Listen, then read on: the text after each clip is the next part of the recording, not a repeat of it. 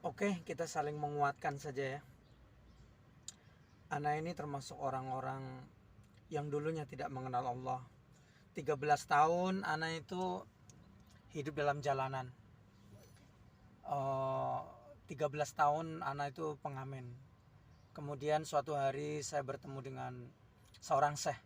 Dia mengatakan kepada saya, "Akhi, perbaiki cara antum minta kepada Allah." Ternyata begitu saya menelaah dari perkataan ini, ternyata ada hubungan saya dengan Allah itu yang kurang baik. Terus ada seorang ikhwan berkata juga, kalau kamu memperbaiki kamu dalam ibadah kamu kepada Allah, insya Allah semua urusan kamu akan dirapikan. Dan cara memindset saya saat itu adalah satu. Ketika pertama kali yang saya pelajari adalah dalil ini, karena hidup saya waktu itu ruwet sekali. Dalil ini, Al-Baqarah 214. A'udzubillahi minasyaitonirrajim. Bismillahirrahmanirrahim. Am hasibtum an tadkhulul jannata wa lam ya'tikum masalul ladzina khalau min qablikum masatuhumul ba'sa wad-dharra wa zulzilu hatta yaqula rasul walladzina amanu ma'ahu mata nasrullah ala inna nasrullahi qarib.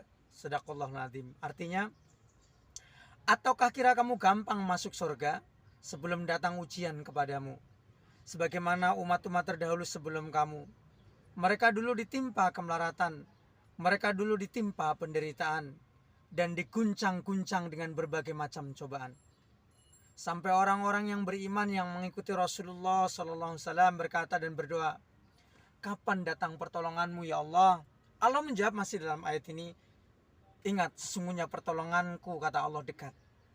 Ayat ini menggugah saya, ini kepengen masuk surga. Apa mungkin saya itu bisa masuk surga sementara hidup saya tidak pernah diuji sama Allah? Dan itu saya renungi. Senada dengan itu, ada hadis Rasulullah SAW. Ini ayat dan hadis pertama yang saya saat itu hafalkan. Bunyinya begini untuk menguatkan hati saya. Untuk menguatkan hati saya menghafalkan. Wa Nabi Hurairah radhiyallahu an wa qala Rasulullah SAW, man yuridillahu bihi khairan yasib min.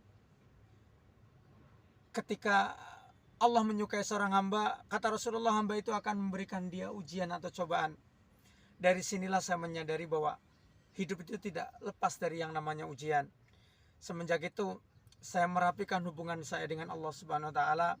Ternyata betul, pelan-pelan kemudian dari pengamen saya bertemu dengan seorang, antum bayangin, saya kenal seseorang setengah jam, kemudian dia mentransfer saya uang 150 juta.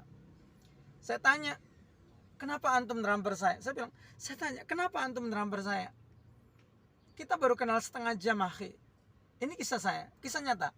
Dia berkata, saya nggak tahu, Ustaz.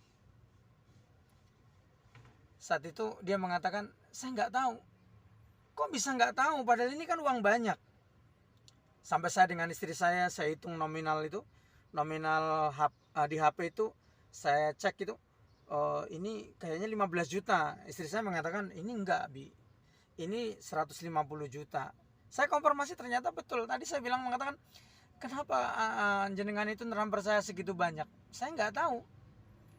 Sampai dia mengatakan, begini aja, jawabannya pasti ada di jenengan, katanya. Kalau jenengan, kata orang Jawa itu kamu. Saya kemudian ditanya lagi, apa amalan sampean kemudian sehingga saya memberikan uang 150 juta? Buat saya orang kaya, katanya.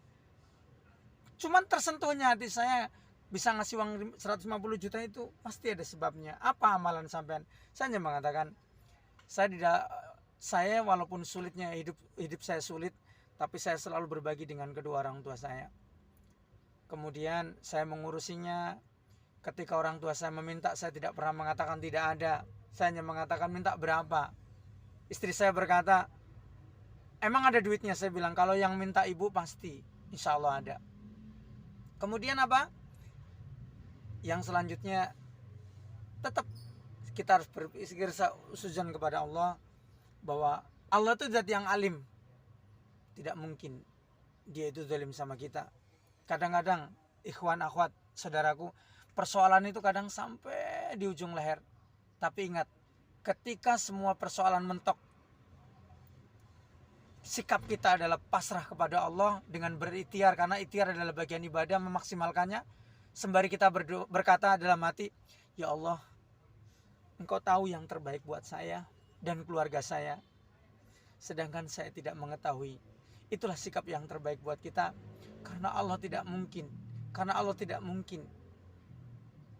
Kemudian Allah itu tidak mungkin menjahati kita, karena Allah itu zat yang alim.